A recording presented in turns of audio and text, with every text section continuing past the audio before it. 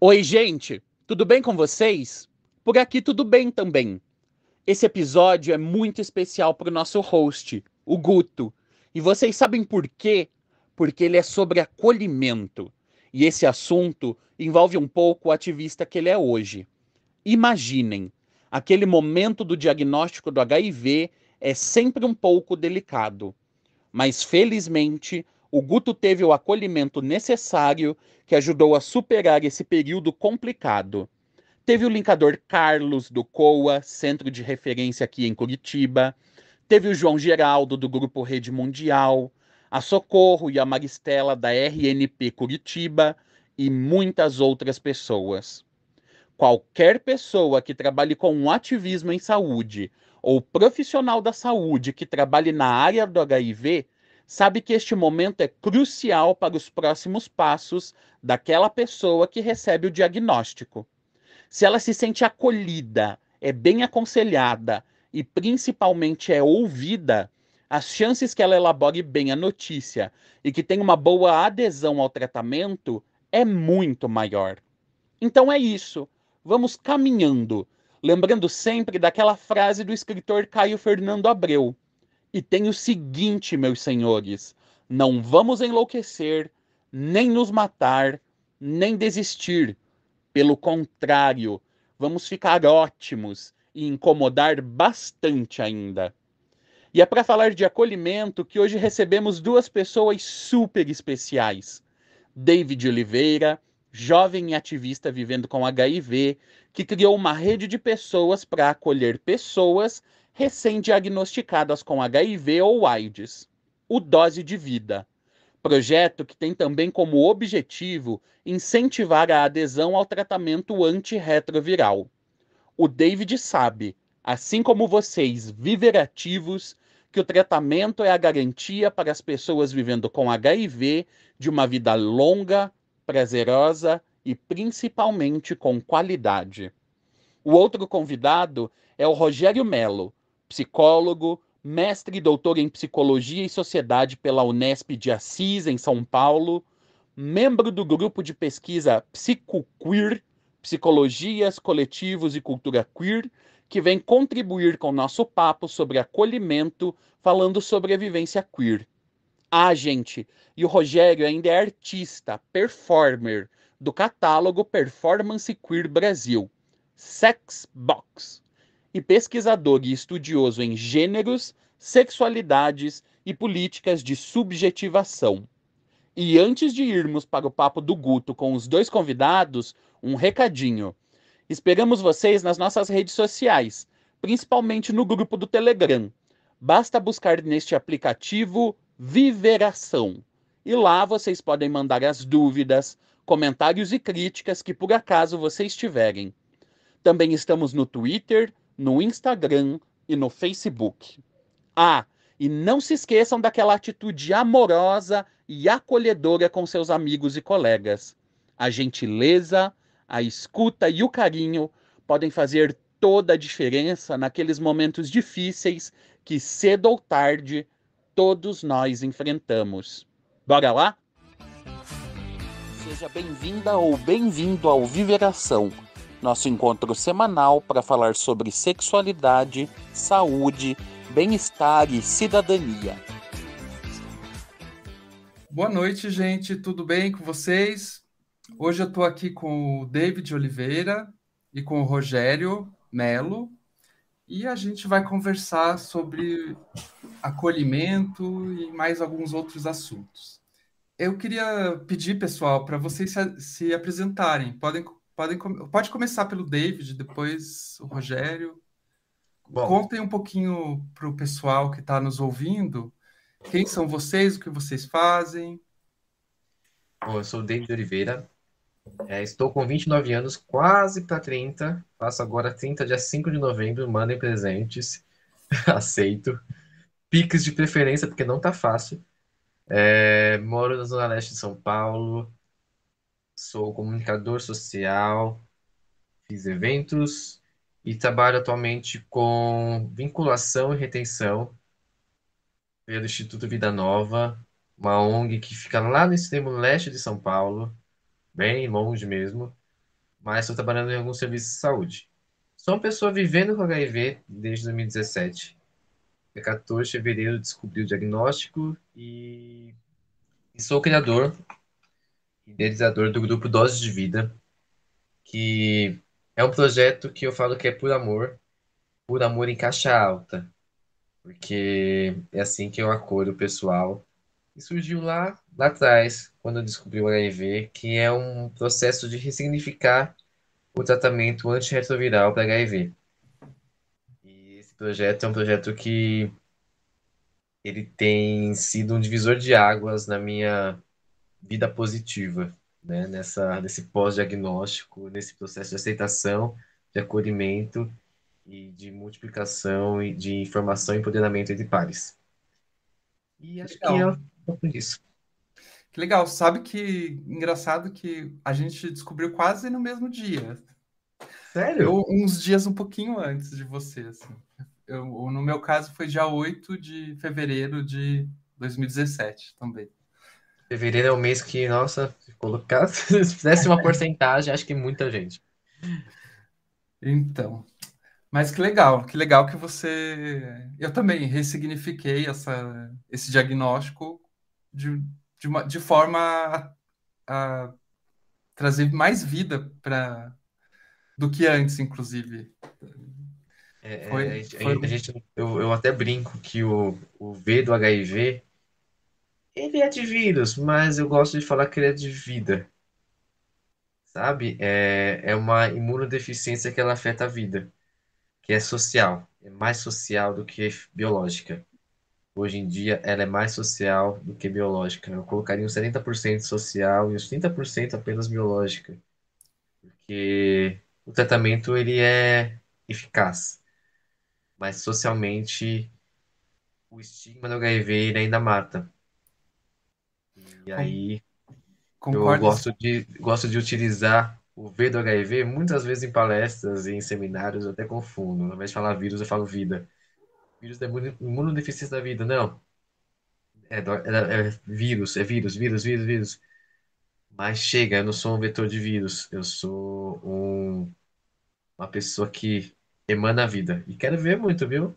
Planejo morrer aos 89 anos. Nossa, tem data, assim, já. É porque tá bom. E você, Rogério, conta um pouquinho pra gente do que você faz, quem é você? Olá, Augusto, olá, David, olá a todos, todas e todos que estão nos ouvindo em algum lugar desse mundo, desse planeta, dessa terra. Bom, me chamo Rogério, moro no interior do Paraná, em Umuarama, né? Sou um homem cis, não branco, bicha, psicólogo, atualmente doutor em Psicologia e Sociedade pela Unesp de Assis. Faz parte do grupo de pesquisa Psicoqueer, Psicologias Coletivos e Cultura Queer, também da Unesp de Assis, onde atualmente eu sou professor substituto no curso de graduação em Psicologia. E também sou um artista performer do catálogo Performance Brasil do Sexbox. E atualmente estou atendendo, né? Agora, logo depois do meu doutorado, vai fazer 2 meses. Estou atendendo na clínica, tanto presencialmente como virtualmente, que nós estamos tendo a possibilidade com a pandemia de fazer acolhimento e atendimentos psicoterapêuticos pela maneira online. Então, mas principalmente eu estou dando prioridade às pessoas LGBTQIA+, tanto do Brasil quanto de outros países, diante de tantas, vamos dizer assim, de tantas violências morais e subjetivas que muitos e muitas psicólogos e psicólogos ainda fazem, né, em relação à identidade de gênero, expressões de gênero e práticas sexuais. Então, esse sou eu nesse momento, né, da vida. Legal, legal. Inclusive, assim, conta pra gente um pouco, só aproveitando um gancho da tua fala, o que seria o Sexbox e a sua atuação nesse projeto? Na verdade, Augusto, foi uma coisa inusitada, né?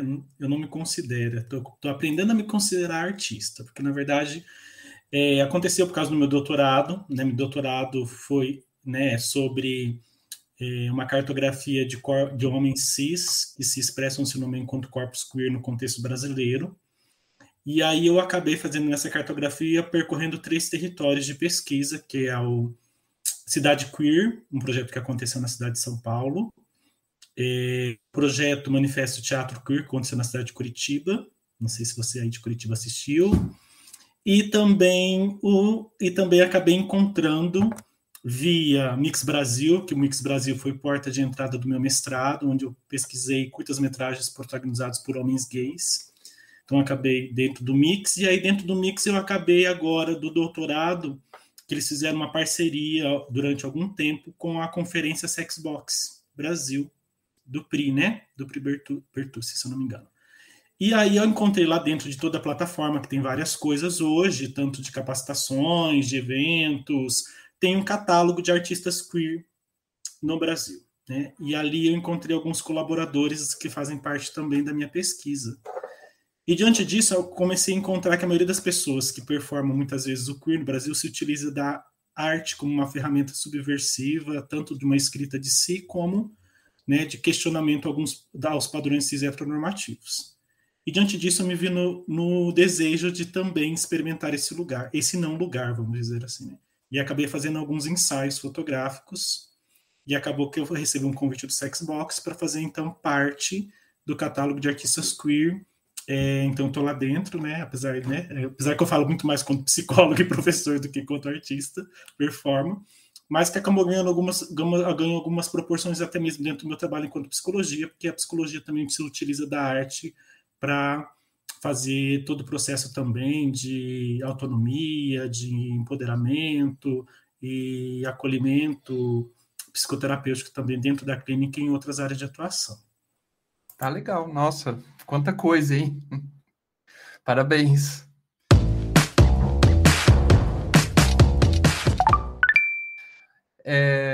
David, conta pra gente então, já aproveitando esse gancho do o que vocês fazem, antes da gente entrar no tema, né, que é o tema do acolhimento,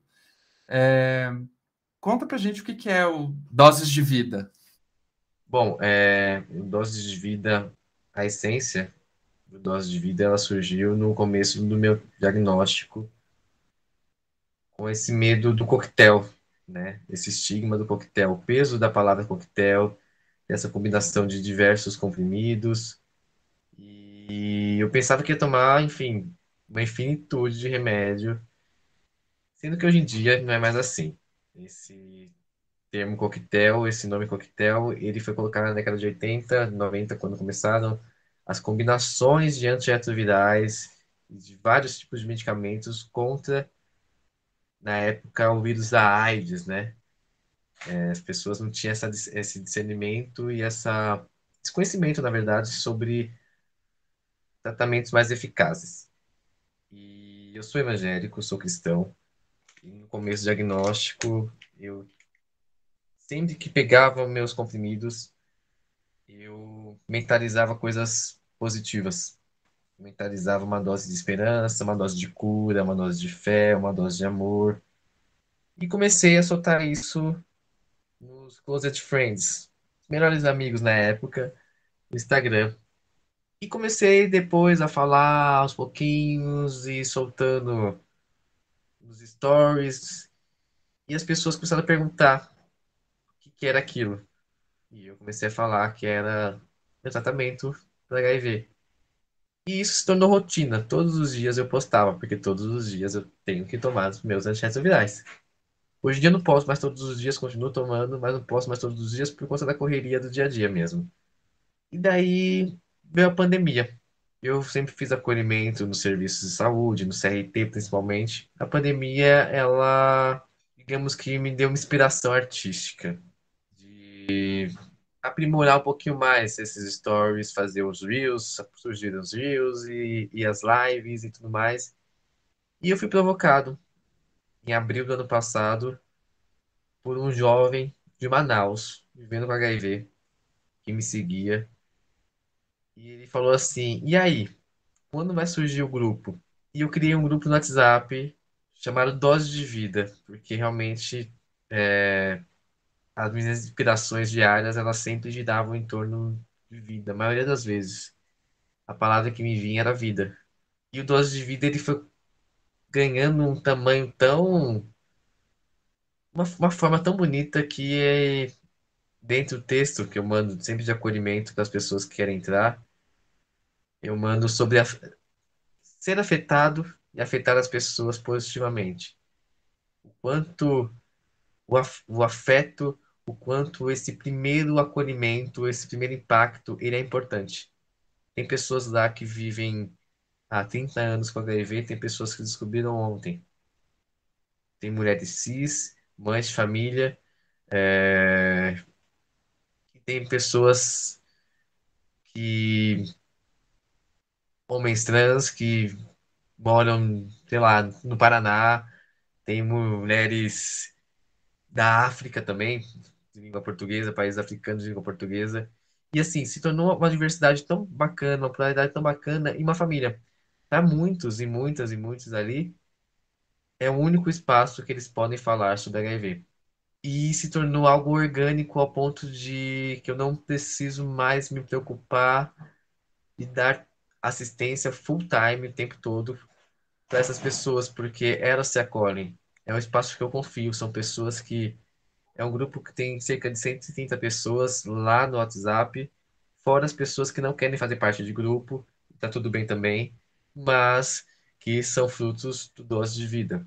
Do Dose de Vida surgiu também os brotos de vida, que é plantar o feijãozinho dentro do potinho de antirretroviral. Pensa bem, quase 5 anos de remédio, quase 5 anos de drogas, quase 5 anos de plástico, né? E do nada eu plantei um feijãozinho e brotou, e do nada não, foi num processo arte terapêutico. E as pessoas começaram a plantar e viram que dali não é o HIV que está ali, não é o HIV que a gente ingere, é o nosso aliado. O antirretroviral, ele não é um vírus materializado, ele é vida, ele nos proporciona vida. Lembrando que o tratamento não é só o remédio, óbvio, mas Uhum. a gente tenta fazer o que pode de uma forma mais lúdica e mais leve. E daí, isso tudo, digamos, é o só dose de vida. É um pedação da minha vida, uma parte que eu carrego por todos os lugares. Não consigo mais me desassociar às doses de vida. Legal, que legal. Só assim, introduzindo o tema, né, que eu tinha colocado, que é o tema do acolhimento, posso dizer assim que, que a ideia de fazer um episódio sobre esse tema tem a ver também com a pandemia, né? Que depois do meu diagnóstico, eu comecei a participar de um grupo de pessoas vivendo com HIV, né? Que é a Roda de Conversa I igual a I, aqui em Curitiba, e cheguei lá para, digamos, para falar, desabafar um pouco, e quando vi a coordenação do grupo cair no meu colo, eu acabei assumindo isso e entrei em contato com pessoas assim que lidavam com esse tema do HIV de uma forma diferente da minha, né?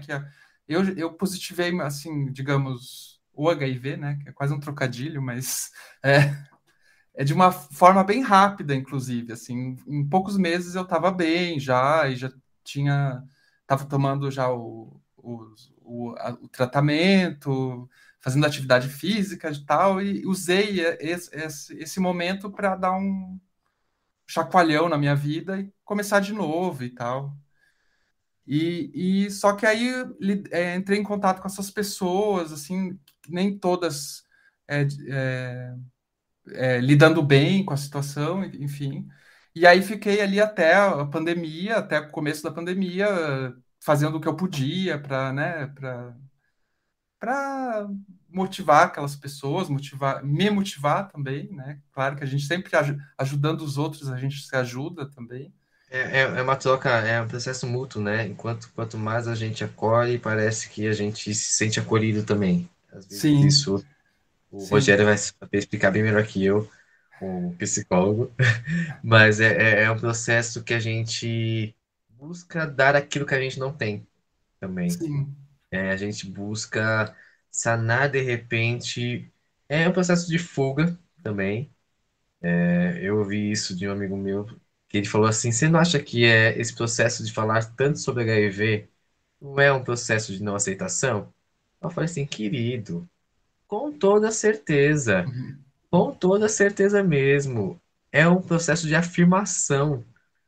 É um processo de afirmação. Preciso me afirmar todos os dias, quando eu tomo meu antiretroviral, quando eu acolho alguém, que eu estou bem, e que eu vou ficar bem, e que tá tudo bem, e que socorro, eu não quero estar sozinho. É isso.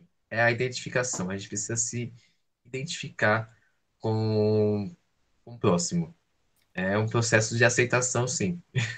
Sim. E aí, então, assim, só para justificar o tema, recentemente me deu uma angústia muito grande, assim, com relação ao acolhimento que eu fazia presencialmente, que eu continuei fazendo, mas de forma virtual, né? Por WhatsApp, por Instagram e outras redes sociais. Só que eu fiquei naquela pergunta, até quando a gente vai ficar, né, nessa situação? Porque a gente ainda não sabe quando que a pandemia vai realmente, né, diminuir e quando vai ser possível, por exemplo, a gente se fazer as reuniões que a gente fazia. A gente fazia uma vez por semana reuniões presenciais, né? E isso desde que começou a pandemia a gente tá parado. Eu queria que o Rogério contasse um pouco assim do ponto de vista da psicologia o que que é acolhimento, né? Porque a gente ouve falar essa palavra, mas às vezes a gente não tem uma ideia muito, digamos, teórica o que a ciência, né, diz, o que a psicologia diz. Nossa, ouvindo vocês, eu acho que a fala de vocês me atravessou me levou a tantos lugares ao mesmo tempo e me atravessou de N formas, né? É engraçado, porque muitas vezes a pessoa convida você enquanto psicólogo ou uma área de uma ciência, mas eu acabei me vendo muito mais enquanto um homem gay, né, numa situação de ter amigos próximos, bem próximos, convivendo com HIV, sendo muitas vezes a primeira pessoa que o amigo chega e fala, e você fala assim, e aí, o que fazer? Né? Porque assim, a pessoa acaba de pegar o resultado, você entra no carro dela e ela fala. Então, assim, não é questão de ser psicólogo, né? Já envolve uma outra situação. E ao mesmo tempo de um ser um homem gay que vive, né? Claro que a gente busca na maioria das vezes você que ter uma prevenção, mas nada é garantido nessa vida, né? Então eu fiquei ouvindo vocês, eu fico imaginando, nossa, imagina mil coisas na minha cabeça, né? Acho que eu nem pensei para da psicologia, para dizer bem a verdade. Mas por ter e pensar que bacana, David, eu achei a sua fala e acho que nem partindo para o ponto da ciência, mas eu acredito que esse que você me perguntou, Augusto, o David já me trouxe várias questões, por exemplo, de acolhimento. Isso que é acolhimento, né? Você está aberto ao outro. Porque, assim, se a gente for pensar na psicologia, não sei. Eu estou falando dentro do meu contexto que eu vivo, por onde eu circulo, né? Por onde eu dou aula. E muitas vezes a gente ouve muito mais a palavra atendimento do que acolhimento. Né? Como se nós tivéssemos um papel de entre aspas, médico, algo nesse sentido, uma coisa de. O atendimento me parece muito mais uma questão voltada a uma questão de cura, sabe? Me remete a isso. E verticalizado também, né? É verticalizado. Costuma É, ser como verticalizado. se eu tivesse algo, né, enquanto profissional, que eu pudesse, de alguma forma, vou te atender. E eu acho que a palavra acolhimento, ela ultrapassa essa questão. Claro, é profissional, acolhimento profissional, mas ela ultrapassa, ela acho que ela envolve uma questão muito mais ética, no sentido de, eu sempre dou um exemplo para meus alunos em todas as aulas, né? Eu uso óculos por causa da idade, gente, eu tenho 46 anos, tá? Então, assim, perto, a gente chega depois dos 40, o que é perto a gente não consegue enxergar mais. Mas eu sempre uso óculos, aí eu acabo dando um exemplo, falei assim, eu acho que o acolhimento é você tirar o seu óculos das suas verdades, dos seus julgamentos, do que você foi ensinado, do que socialmente a gente, isso que o David falou um pouco no começo, do que socialmente ainda se é considerado um estigma, um preconceito, algo, né, tão é, como que eu posso dizer assim, tão tenebroso, enfim. E você deixar se encontrar com essa história, porque cada um mesmo, né? Primeiro, assim, Augusto, eu nem sabia de você, assim, estou sabendo agora nesse exato momento desse podcast. Então, assim, entre vocês dois, mesmo que vocês convivam com o HIV, a história de vocês é diferente. Totalmente diferente. A maneira que vocês lidam com isso é totalmente diferente. Então, como que eu vou colocar todas as pessoas dentro de uma caixinha e querer atender da mesma forma, como se tivesse um protocolo? Claro, tem protocolo médico para algumas coisas específicas, mas a sua história de vida é que me interessa. Aquilo que, de repente, né, igual tanto o Augusto trouxe como você, David, trouxe, dessa muitas vezes, agora com a pandemia, a gente ficar isoladamente dentro de não ter essa convivência, a gente ter que aprender uma convivência virtual, que é muito mais difícil, porque também muitas pessoas não têm esse acesso virtual. E aquelas pessoas que não têm. Ou tem minimamente um celular em casa para a família inteira. Né? Ou, por exemplo, a família não sabe, e aí você vai ter que compartilhar de algum espaço dentro da sua casa, dentro de algum local, para você ter esse espaço de fala que você tinha presencialmente. Então, eu penso que, Augusto, esse acolhimento, dentro do ponto da psicologia, dentro da minha perspectiva, é eu me possibilitar encontrar com essa pessoa, com a história dessa pessoa, e de olhar para essa história, não a partir de né, como a gente está falando de pessoas que convivem com HIV, não a partir disso. Isso é um detalhe da vida dessa pessoa. Além disso, tem isso que vocês trouxeram, que eu achei fantástico, tem vida nisso. Tem pessoas que estão, a partir disso, reconstruindo uma história de vida muito mais potente e intensa do que aquelas pessoas que podem, o resto da vida delas, não contraíram HIV. E estão aos poucos matando-se a si mesmo por outras vias, por outras formas. Então, acho que o acolhimento é isso, olhar para essa pessoa que chega para além daquilo que, moralmente falando, é estigmatizado de um ponto. É uma pessoa que convive com HIV, então meu foco é o HIV. Não, meu bem, o foco é a potência que essa vida tem ainda para respirar. Nossa, que legal essa última frase sua, assim. O foco é a potência que essa vida tem ainda para respirar. Muito legal. David, a gente o Rogério acabou de falar, né, que não existe um modelo para a gente acolher as pessoas, mas o que você diria, assim, se eu te perguntasse, como que eu faço, David, para acolher bem alguém que recebeu um diagnóstico recente? O que você falaria, né? E só um comentário, assim, quando o Rogério fala de realidades diferentes, foi um choque muito forte para mim, assim, quando eu percebi que tinham pessoas que, por exemplo, tinham problema na adesão, né? Foi uma coisa difícil para mim aceitar isso, assim, e perceber os motivos dessas pessoas e foi todo um aprendizado também, né, nesse contato com esse pessoal. E aí eu queria te escutar. Só parênteses antes, comentando essa dificuldade que a gente tem de entender, né, essas situações. Eu confesso que é super comum, Augusto, é super comum mesmo, porque a gente começa a enxergar certos acessos. Eu gosto de usar a palavra acesso porque privilégio é uma galera que não faz parte do meu ciclo social que tem. É isso. Tá aqui na minha vizinhança, na minha quebrada.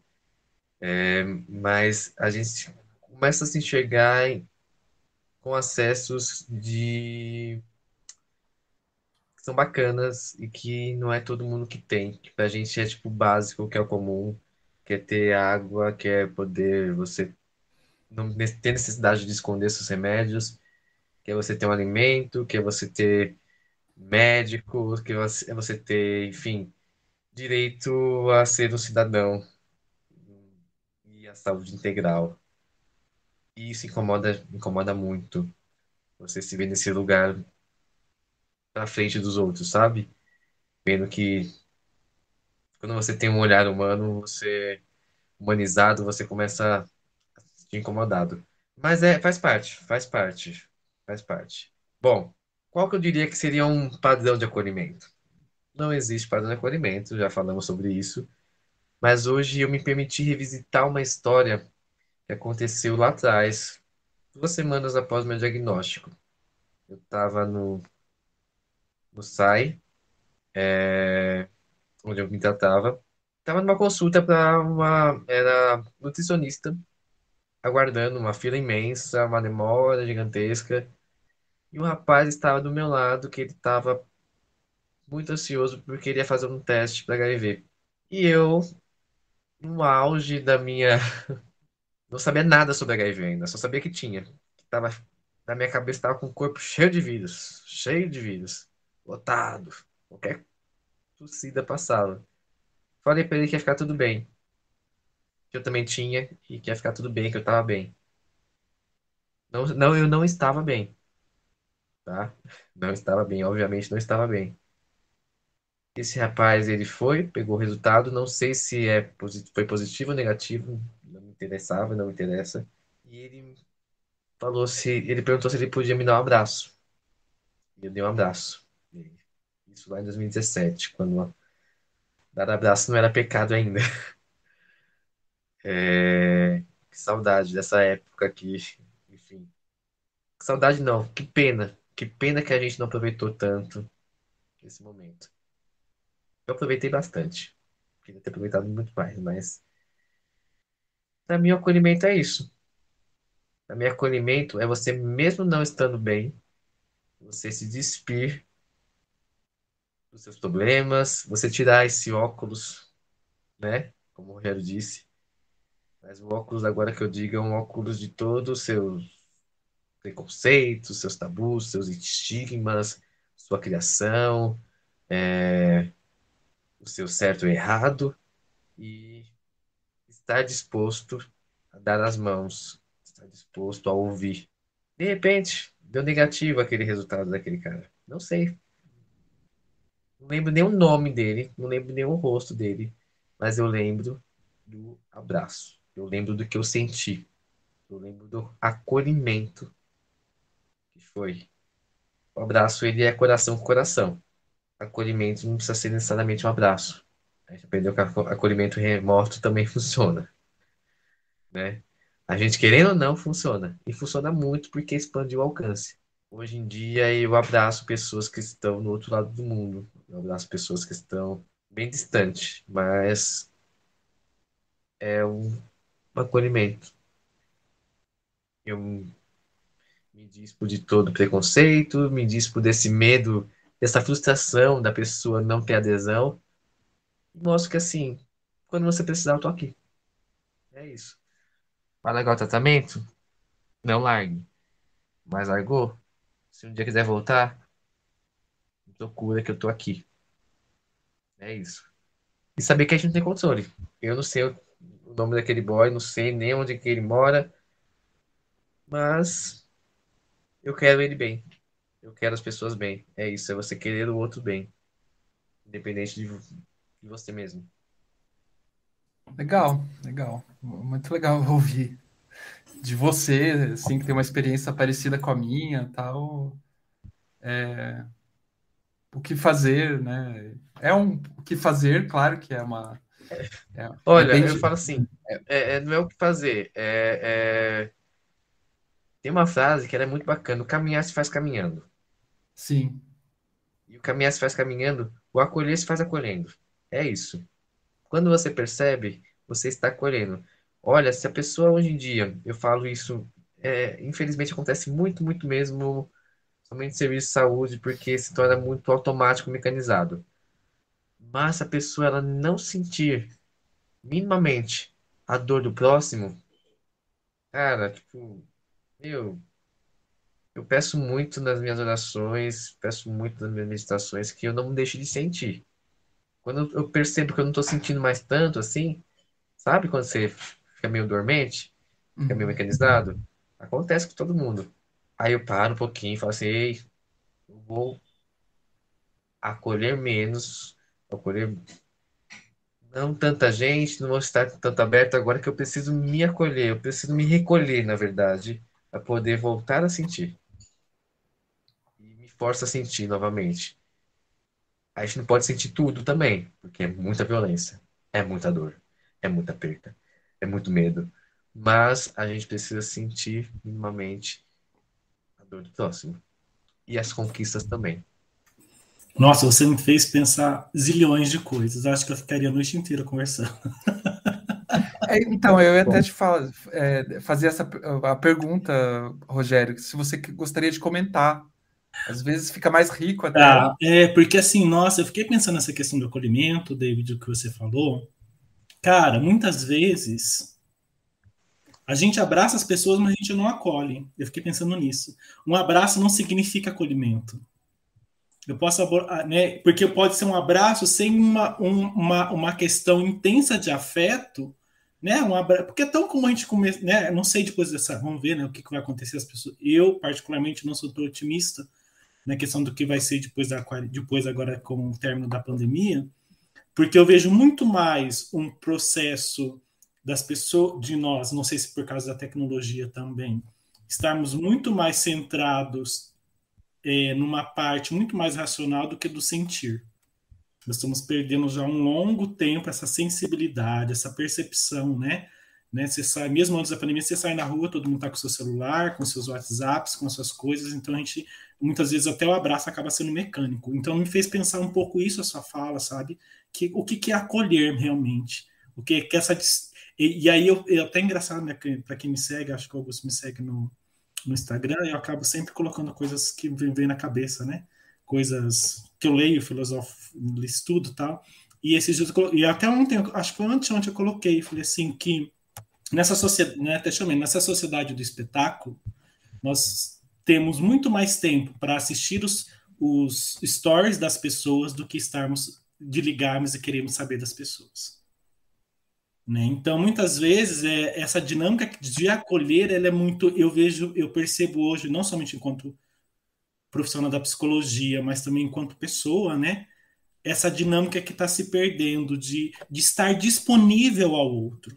Eu acho que o acolhimento parte um pouco disso, de eu deixar as minhas, não deixar, mas parar as minhas realidades e naquele momento estar disponível para ouvir, estar disponível para.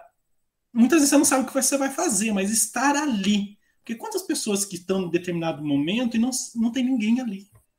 Ela pode estar cercada de pessoas. Ela pode estar em Nova York, no centro de Nova York, ela está se sentindo extremamente sozinha. Porque todo mundo está ali, mas ninguém está disponível para estar com ela. Eu acho que então que o acolhimento ele parte disso que você falou, sabe? Eu fiquei pensando assim, tá, abraço, acolhimento, desse estar disponível, mas o estar disponível é de corpo inteiro. e o Por isso que o vem na estar psicologia. disponível, ele nos provoca a, muitas vezes, é o que eu falei, né? Estar disponível quando você não está bem, não tá bem. Eu penso muito, agora com esse projeto novo que eu comecei, né? Vida nova, de vinculação e retenção. Nos flyers vai estar meu WhatsApp, vai estar minhas redes sociais. E mesmo sem esse projeto, não tem um dia que tem, tipo, ninguém mandou mensagem para mim no Instagram falando algo ou perguntando algo. E às vezes são coisas que eu acabei de responder para uma pessoa, tenho que responder para outra pessoa, e coisas que para mim já estão já saturadas. Ai, porque eu beijei uma pessoa, acho que eu tô com HIV. Eu assim, não, não tá. Ai, porque eu vou tomar o remédio 10 minutos depois. Nossa, vou desenvolver AIDS. Não, não, não vai, não é assim. É, mas é você entender que, naquele momento, aquela coisa que para você é banal, é besta, é simples, para a pessoa é tudo, sabe? É isso. Às vezes, para mim, aquilo é um pedacinho, uma semente de alpiste. Inclusive, tempo que eu não vejo semente de alpiste. Preciso matar a saudade da infância. Mas, para você é isso, mas para a pessoa. É uma montanha, é um monstro. O HIV, ele é um monstro ainda para muitos. O processo que nós precisamos fazer é eliminar esses monstros. É isso. E é um processo que é a conta-gotas, porque o Brasil é diverso, são vários Brasis. Um acolhimento que me marcou muito, desculpa uma palavra assim, foi de uma jovem que ela nasceu no Paraná e ela foi de transmissão vertical na infância e ela teve a revelação do diagnóstico só depois dos 9 anos. Ou seja, ela viveu 9 anos sem tratamento e ela me conheceu, conheceu o grupo de jovens a qual eu participo, ainda participo, porque, né? Essa jovem, ela participou desses grupos em um ano que ela participou, ela foi internada 11 vezes. Em um ano, 11 vezes internada. Tinha dia que ela tinha alta do hospital e ia participar dos grupos. Ela saía do hospital e em um ano, 11 vezes internada. E ela foi lá, e ela saía, aí tinha visitá-la. Gente, uma visita é um acolhimento. O acolhimento ele não precisa ser na hora do diagnóstico, ele é necessário, é fundamental, fundamental mesmo. Mas às vezes ele não acontece. O acolhimento tem que ser a todo momento. Quando a gente é relação humana, né? A gente busca, tá sempre buscando algo de alguém, né? Quando a gente conversa, quando o Augusto manda mensagem, nesse podcast, quando alguém estiver ouvindo esse podcast, vai estar buscando informação, vai estar buscando algo. É isso. E para a pessoa vivendo com HIV, a gente sempre está buscando uma aceitação, sempre está buscando um pertencimento. Ela falou uma frase que a gente usa muito, na verdade, eu uso sempre em todas as palestras que eu dou, que ela percebeu que ela é alguém na sociedade quando ela conheceu outros iguais. E ela percebeu que ela não está sozinha. É isso. Falo sempre.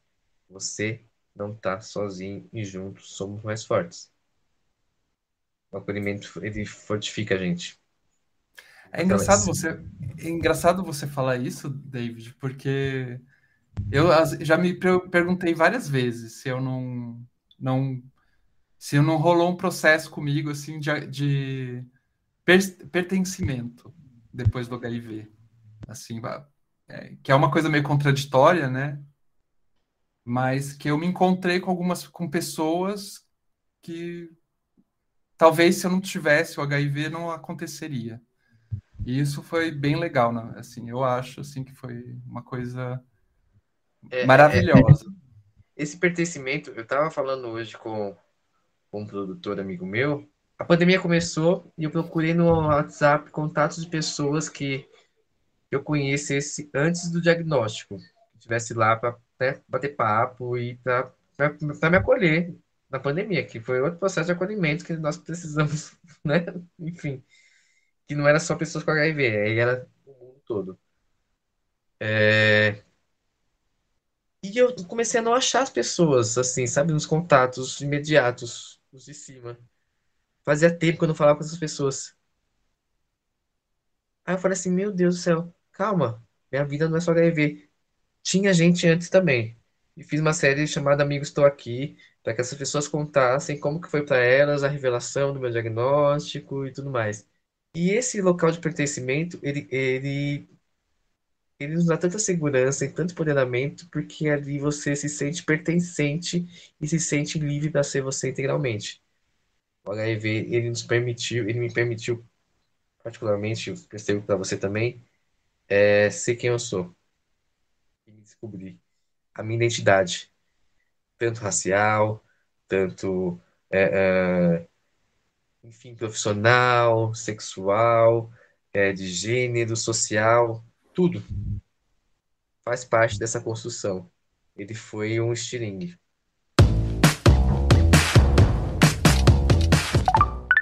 Posso fazer uma provocação? Pode, claro. Eu até ia te puxar agora. Eu fiquei pensando assim, né? Vocês mais do que vão poder. Será que é um pertencimento ou será que abriu-se a possibilidade de fazer outras alianças que até então não eram pensadas, não eram negociadas? Porque o pertencimento é como se a gente, né? Agora eu vou pensar dentro de uma linha teórica filosófica que né, pós-estruturalista, que pertencer, né, como se a gente tivesse encontrado o nosso local. Mas aí vocês falando, me parece que é muito mais vocês tinham um local de vida, mas a vida mudou de uma forma tão intempestiva, vamos dizer assim, que vocês começaram a fazer conexões com outras vidas que até então não aconteceriam na vida de vocês se não tivesse, né, o fato em si acontecer. Então, não sei se será que é um pertencimento ou um deslocamento de um pertencimento que existia para fazer conexões possíveis com outros lugares, com outras pessoas, com outras vidas. Eu acho que entra nesse processo, sim. Interessante, porque a gente, de certa forma, a gente fazia parte de um... Éramos pertencentes a outros grupos e tudo mais. E eu penso muito numa questão assim, eu nunca fiz teste de HIV antes de ter HIV. Foi a primeira vez que nem teste foi num hemograma com sorologia também. Então foi algo que, tipo, surgiu. E eu confesso que essas pontes, esses vínculos, eles foram muito fortes porque eu acho que por ser um momento que a gente está tão vulnerável, que o sentimento ele está tão aflorado, ele está tão sensível, a gente está muito sensível às relações, a gente está muito sensível aos afetos. Eu lembro do primeiro encontro que eu participei, que era Fortalecendo Laços, eu chorei, falei, olha que lindo, é isso que eu preciso, fortalecer laços, sabe? E nem percebi que hoje eu sei que é uma apologia ao laço vermelho, que é um fortalecimento ao movimento social, que não é um fortalecimento de acolhimento. Acho que é isso, acho que são essas pontes que elas são construídas, mas que são pontes e laços que são em momentos tão fortes, tão marcantes, que a gente está tão vulnerável, que a gente está tão precisando desse fortalecimento, desse processo, né, de vinculação a essas novas vivências, que a gente cria essa persona, né? A gente cria essa persona que é de pertencimento, que, tipo assim, aqui eu tô seguro, sabe? É isso. Eu vejo por mim hoje, eu falo abertamente e tudo mais. Não sabia Augusto também, fiquei sabendo agora, tá? É, revelações desse podcast, pelo menos pra mim, pro Rogério, pelo menos, eu acho.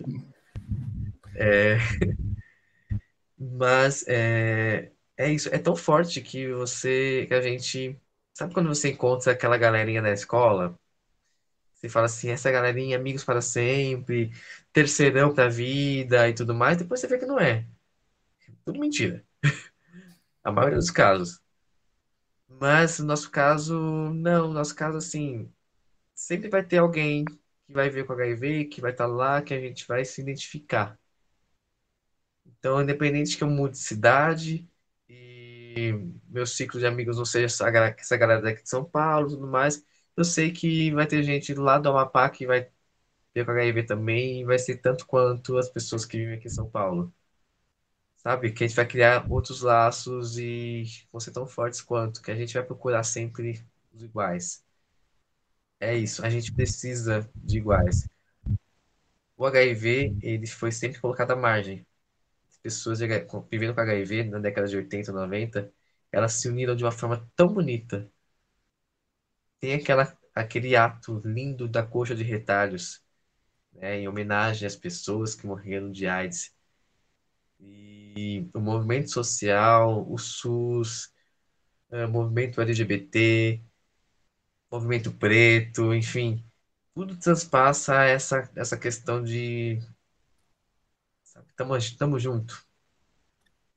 E a gente precisa disso. Eu vou chegar desse lado, dessa ótica que você proporcionou para mim agora. Muito interessante. Mas, cara, é tipo Wakanda, sabe? É tipo Wakanda. Tamo junto, sabe? É meu povo. Eu tenho a impressão, assim, até, Rogério e David, que eu saí do armário mesmo depois que eu saí, que eu falei, comecei a falar sobre viver com HIV. Que antes eu estava fora do armário para minha família, para alguns amigos, tal, mas aquela coisa meio, tô fora do armário, mas fazendo ainda um joguinho de performático ainda de masculinidade e tal, enfim. E aí o HIV veio e eu, enfim, também não quero falar aqui que o HIV foi uma solução na minha vida, não é isso. Mas enfim, me proporcionou alguns contatos que eu não teria se não tivesse HIV, talvez. Pode falar, termina, perdão. Não, eu ia fazer uma provocação para o Rogério até, sobre, eu vi que ele tem um curso sobre a vivência queer, né? Eu queria que ele explicasse um pouco para a gente o que seria o queer, porque é uma coisa que a gente fala e talvez não saiba exatamente o que é, né? E eu queria pensar um pouco com ele, assim, com vocês, né? Essa vivência queer, será que não tem a ver também com a vivência com HIV? Esses deslocamentos, assim, talvez tenha mais a ver do que a gente pensa. É interessante, né? Que eu acho que muitas vezes eu fico repensando. É arriscado você colocar no Brasil que você tem estudos queer, essas coisas, porque sempre as pessoas elas vêm perguntar o que acontece, né? E a gente acaba se deparando com questões bem delicadas. Eu acho a mesma coisa da questão de conviver. Estou aqui, né, com a pauta aberta e estava aqui pensando. É a mesma coisa da gente estar falando de pessoas que convivem com HIV e movimento LGBT. Parada gay de São Paulo, né? Paradas no Brasil, onde a pauta não se pode, a pauta política, a aproximação e o diálogo com essas pessoas, elas são silenciadas até então silenciadas e apagadas durante muitos anos, né? E aí eu fico pensando a mesma coisa do queer, né? Porque o queer ele chega no Brasil na década de 90.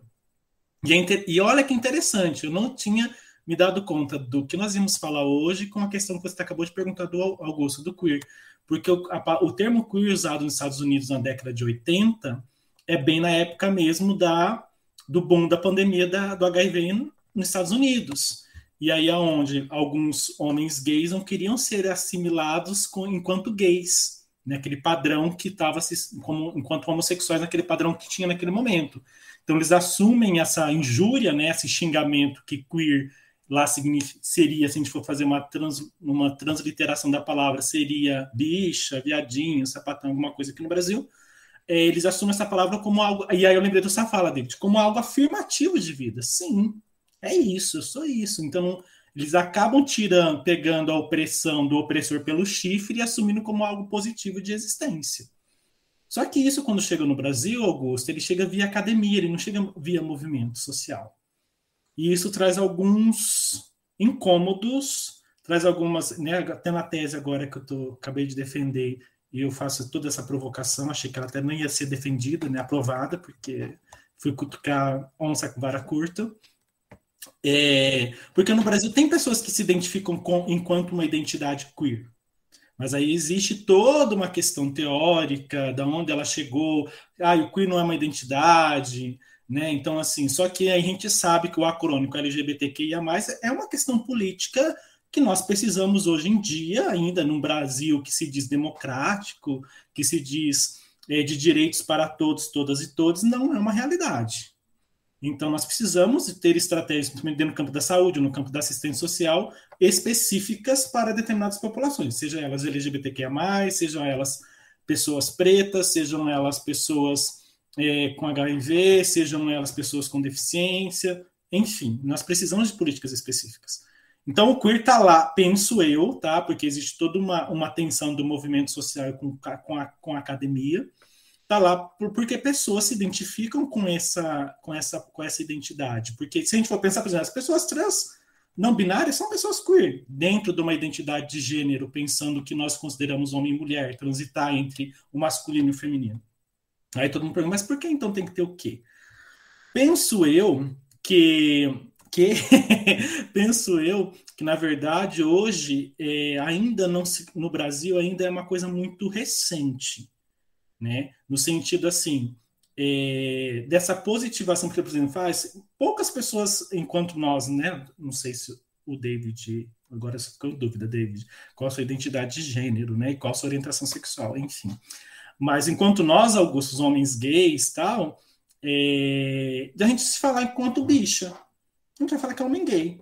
Então, assim, a gente acaba caindo dentro de um padrão bem capturado, nós sabemos disso muitas vezes, né? E aí eu fiquei pensando nessa questão do pertencimento, por isso que eu levei essa provocação, porque eu também, quando eu começo a transitar pelo queer e começo a subverter algumas coisas na minha vida, porque o queer é essa transgressão dessa identidade fixa, desses padrões hegemônicos, cis heteronormativos, muitas pessoas, David, também que eu vou procurar no meu WhatsApp de antigamente, elas não existem mais. Porque a minha história começa a ser escrita por um outro caminho, a minha narrativa de vida começa a ser escrita por um caminho, né?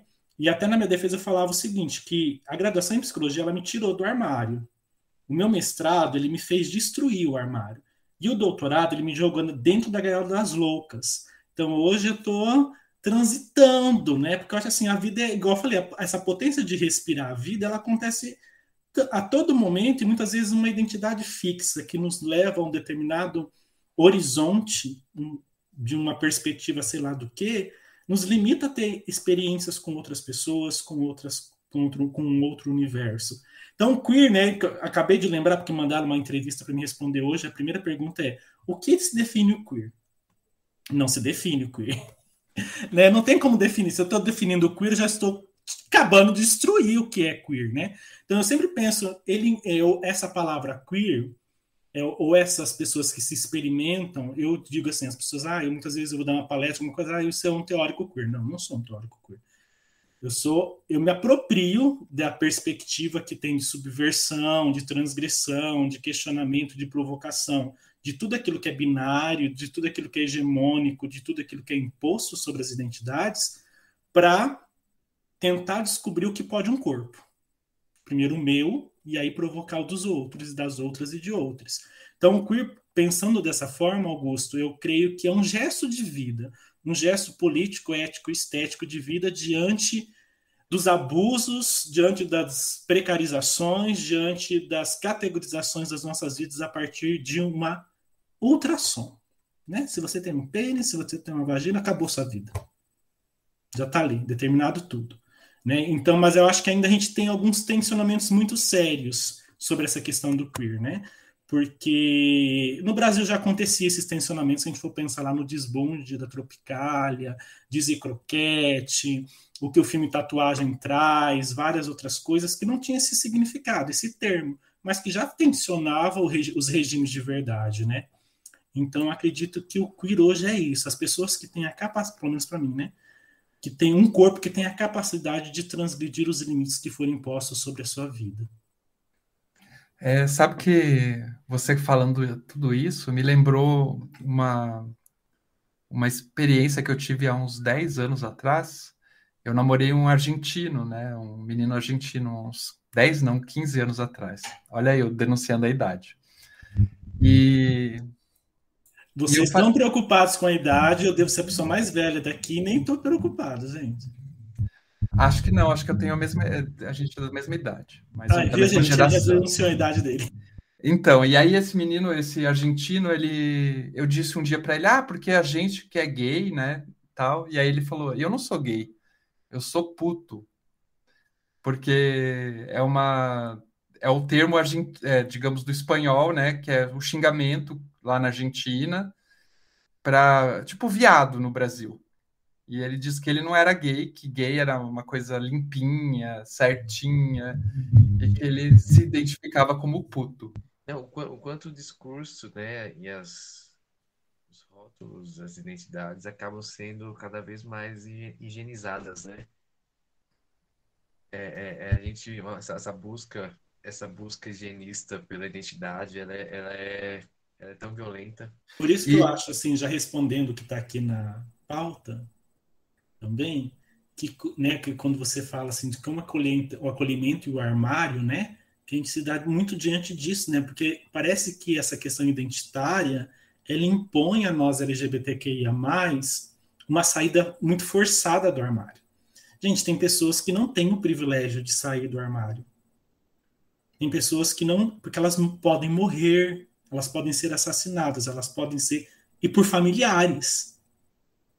Né? Então eu sempre penso assim, né, as pessoas falam, tem que sair do armário, tem que levantar a bandeira. Eu falei assim, tá, se você tem essa possibilidade, por algum motivo você se sente à vontade com isso, não por uma homofobia internalizada, mas por uma outra violência que possa vir de fora ou não, sim. Mas não é porque chega uma pessoa pro meu atendimento, no meu consultório ou num outro espaço de acolhimento, que eu vou impor a essa pessoa um processo de sair do armário. Cada vivência é uma vivência única desse lugar, de um contexto político, contexto cultural, um contexto econômico, um contexto familiar. Muitas pessoas não têm, né, como o David estava falando, mas pegando e transportando para esse contexto, muitas pessoas não têm esse porto seguro para sair do armário. Eu falo muito isso, assim, né? O Rogério falou que não vai interferir praticamente nada. A pessoa vai mostrar para a pessoa que vai expulsar ela de casa porque tem HIV, porque é travesti, sexual, porque é LGBT no geral. Fala assim, mas tem essa tal pessoa aqui. A pessoa fala assim, querido, vai morar com ele então. É isso. Eu falo muito, parafraseando um poeta, né? Cada um sabe a dor e delícia de ser quem é. Tem gente que fala pra mim assim, David, quando é a hora de contar que eu vivo com HIV?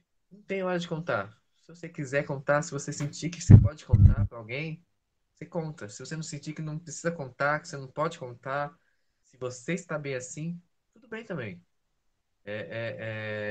Eu falo assim, é importante, é bacana que alguém saiba, uma pessoa de confiança saiba, porque sabe que é pesado a gente carregar tudo isso sozinho. Esse estigma, esse medo sozinho. Mas para muitos deles, eles têm só eu para contar. O Augusto deve saber disso tanto quanto eu, quanto a gente acaba sendo melhores amigos de pessoas que a gente nem conhece. É bizarro, porque entra mais uma vez na parte do acolhimento que a gente falou lá no comecinho. Às vezes você impactou uma pessoa de um jeito que você nem lembra mais da pessoa. Você encontra a pessoa e fala assim, nossa, obrigado. Aquele dia. Você lembra que esses dias uma moça mandou mensagem falando também assim, nossa, lembra do que você falou? Então, tudo aquilo aconteceu. Eu tô super bem, que não sei o que lá, eu contei pro namorado, e a gente tá noivo. Mas é isso, a gente não tem a percepção de quão importante é aquele momento. E essa moça, naquele momento não era bacana para ela contar pro namorado dela, o rapaz que ela tava saindo, porque ela precisava se empoderar. É a gente saber realmente que tá bem, não tá bem esperar, tá tudo bem esperar um pouquinho, tá tudo bem nunca contar pra ninguém, tá tudo bem também. Mas precisando, a gente tá aí, né?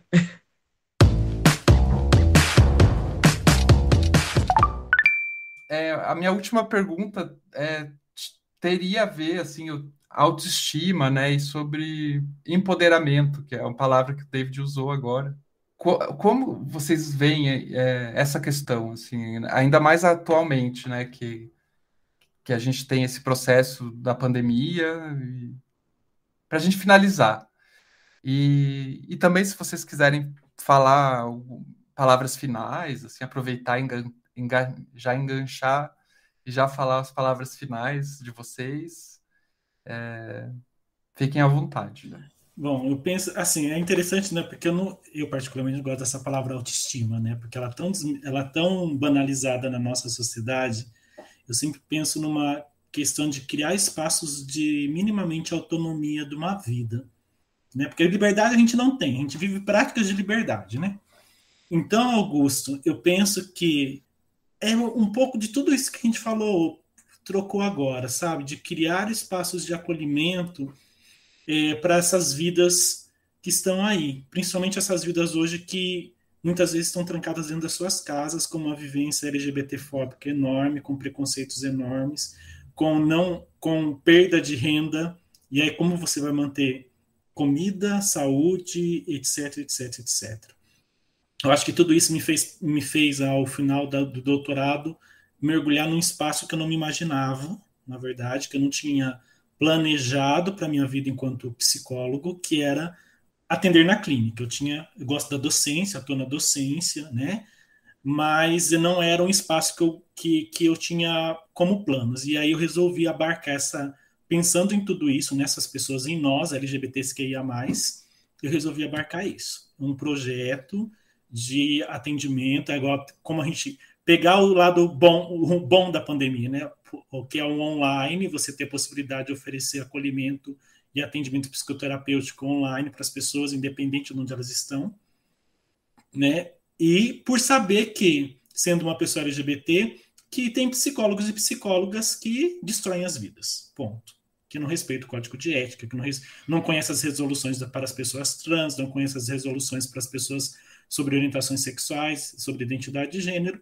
Então eu resolvi abarcar isso, para criar esses espaços de autonomia, de acolhimento, de direcionamento, de orientação e alianças possíveis como essa que está acontecendo nessa noite no podcast, para que a gente possa minimamente dar um respiro nesse tempo que está tão difícil, com pandemia, com política, com economia, com falta de salário, com falta de saúde, com falta de educação, enfim, com falta de tudo. Mas a vida está aí pulsando, né? Então a gente tem que ser minimamente mediador dessas vidas que ainda estão pulsando. Então hoje eu penso que como fortalecer isso daí? Criando espaços de diálogos, aproximações, para que as pessoas possam minimamente respirar outros ares.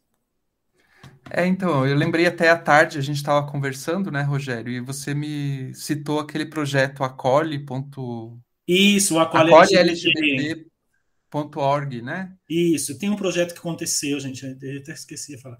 É um projeto que não lembro agora os idealizadores, mas acho que eles nem se falam, porque é um projeto bem, bem interessante, que eles oferecem o acolhimento psicoterapêutico às pessoas LGBTs que não têm condições de pagar, né, de manter esse pagamento. Então, assim, tem profissionais. Aí nós da psicologia nos cadastramos, eles fazem uma avaliação, sabe, bem criterioso, as perguntas, porque diante disso que eu te falei, né, da questão moral, muitas vezes dentro da psicologia, e aí eles direcionam para vocês, para nós, né, as pessoas que os procuram. Então, por exemplo, amanhã eu começo o meu primeiro do Acolhe, que eu vou comer um rapaz que ele é de Arraial da Ajuda. Então, Legal. olha que interessante. Então, mesmo assim, eu estou atendendo outras pessoas que estão, né, pagando, porque a gente também precisa sobreviver enquanto profissional, né? Mas esse lado voluntário também, né? Porque eu acho assim, não é porque eu preciso me manter que eu sei muitas vezes as dificuldades que as pessoas têm de pagar uma sessão psicoterapeuta, que não é barato. Vamos pensar assim, algumas. Né? Então, tem esse acolhe, sugere. Para quem tiver interesse, depois eu passo para você o link, não sei se você pegou, mas as pessoas podem se cadastrar lá, né? Eles vão estar direcionando para psicólogos e psicólogos éticos que têm um compromisso, respeito e acolhimento com a população LGBTQIA+. Legal, legal. A gente vai colocar na descrição do episódio esses links, esse link que você citou, né? Esse projeto que você está participando e o link, as redes sociais de vocês também, né? Caso vocês queiram. David. Primeiro, obrigado pelo convite. Papo maravilhoso. Rogério, Augusto, obrigado mesmo. Sobre a questão da autoestima, respeite seu tempo. Eu acho muito bacana o processo da borboleta, né? O processo da borboleta, ele me lembra muito da Fênix, só que a Fênix, ela precisa morrer e eu tenho dó da morte, porque a morte, ela encerra a possibilidade da vida, né?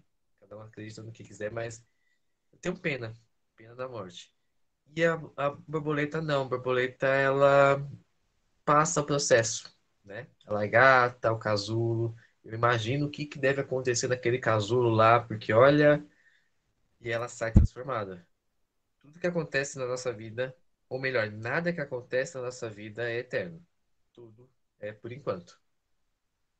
toda dor é por enquanto, toda ansiedade é por enquanto, todo medo é por enquanto. E esse processo todo louco que tá bagunçando a nossa autoestima, que tá bagunçando nossa mente, vamos acreditar que ele seja por enquanto.